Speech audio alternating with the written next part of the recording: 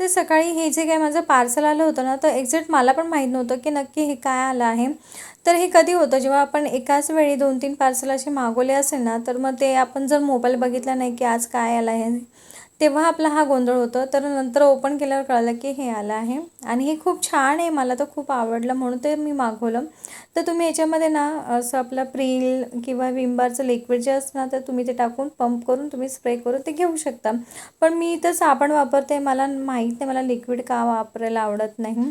ज्याची त्याची चॉईस असते. ठीक आहे, मग मी हे असं त्यात साबण ठेवलं आणि मस्त हे मला खूप आवडलं. तर तुम्हाला घ्यायचं असेल तर नक्की मला कमेंट करून सांगा की हे खूप छान आहे की नाही आणि ह्याची लिंक वगैरे हवी. ॲक्च्युली लिंकची तर गरज नाही. मिशोवर तुम्ही गेलात तर तुम्हाला हे नक्की मिळेल. त्याच्यानंतर ना असा छोटा मुलगा माझा मस्त ड्रॉइंग करत होता, तर मला खूप भारी वाटलं आणि ते तुमच्यावर शेअर करावं म्हणून मी तुमच्यावर ते शेअर केलं. तर असं काही गोष्टी मुलं करतात ना, तर त्या आवडीने आपण बघतो तर खूप कौतुक वाटतं. मला तरी वाटतं कौतुक. त्याच्यानंतर ना असं मी साधं जेवण बनवलं आज लंचला. तर आज संडे होता आणि मी तवा पुलाव बनवला. तर संडेला माझं नॉनव्हेज असतं, पण आज मी तवा पुलाव बनवला. त्याचं कारण असं आहे की अहोंना आणि मुलांना मस्त एका सत्यनारायणच्या पूजेला जायचं होतं, तर नॉनव्हेज नको म्हणून मी आज संडेला नॉनव्हेज न बनवता तवा पुलाव आणि कोशिंबीर आणि मस्त असं पापड भाजले होते. तर संडेला माझं असं नॉनव्हेजच असतं, पण आता त्यांना जायचं आहे पूजेला म्हणून मी काय नॉनव्हेज वगैरे बनवलं नाही. आणि मला पण जायचं होतं, पण मला कितीतरी दिवस झाले ना थोडंसं असं बोलतात ना डोकेदुखी चालू झालेली आहे आणि अशी भयंकर डोकं दुखतं ना माझं. कारण की थोडीशी दगदग झालेली होती माझी मध्ये. तर ती काय दगदग होती ती नक्की मी तुम्हाला कधीतरी सांगेन. तर त्याचा काय मुहूर्त निघाला नाही झाला आहे का दगदग झाली. तर मग खूप डोकं दुखत होतं आणि त्याच्यात मग असा कारने प्रवास केल्यामुळे मला अजूनच त्रास होतो.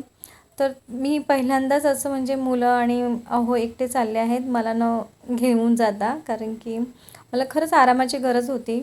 पण आराम कसला जेव्हा हे लोकं गेले तर मग मी थोडा वेळ पडली, पण नंतर मला त्यांची आठवण यायला लागली. तर असं कधीच नाही झालं ना की मी एकटी घरात आहे आणि मी सगळेजण बाहेर गेले, असं होत नाही. मोस्टली जर मुलं आणि अहो माझे खाली गेले असेल किंवा एखादा राऊंड मारायला गेला असेल तरच मी एकटी असते. नंतर इतर वेळेस सतत मुलांसोबत माझा सहवास असतो त्यांच्यासोबत. तर ते गेल्यानंतर मला तर नंतर थोड्या वेळाने जाणवलं अरे बापरे, मला असं एकटं एकटं जाणवायला लागलं. नंतर ठरवलं अरे मी एन्जॉय करते हा दिवस, मग मस्त स्वतःसाठी 1 कप चहा आयुष्यात कधी न ठेवणारी मी आज 1 कप चहा ठेवला होता माझ्यासाठी फक्त.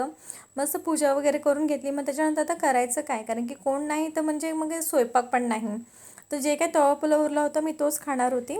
तर मी म्हणले चला जे काही मी एवढे ढीगभर वाटाणे घेऊन ठेवले होते आता तेच सोलत बसवा, म्हणून त्याच्यासोबत मी थोडंसं असं स्नॅक्स बनवलं.